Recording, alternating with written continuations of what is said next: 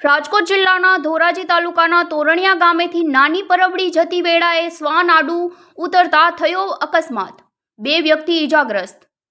Toraniya ગામેથી motorcycle બાવનજીભાઈ ઢાકેચા અને કાંતાબેન ઢાકેચા હોસ્પિટલના કામ અર્થે નીકળી રહ્યા હતા અને અચાનક મોટરસાયકલ સામે શ્વાન આડું આવ્યું અને મોટરસાયકલ સાથે અથડાતા મોટરસાયકલ પર બંને બેઠેલા વૃદ્ધ દંપતી નીચે પટકાતા ગંભીર ઈજાગ્રસ્ત થયા છે।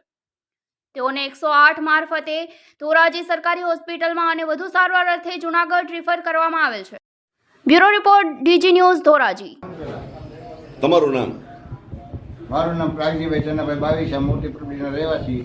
અમારા ગામના મોટી પરબડીથી બહાર જતા હતા, તોરણિયા નાની પરબડીની વચારે કૂતરું આડું પડતા 2ની ઈજા થતાં ધોરાજી સરકારી સિવિલમાં સારવાર લીધી છે।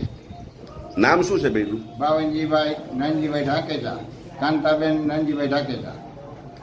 જતા હતા ક્યાં અને કેવી રીતે અકસ્માત થયો છે?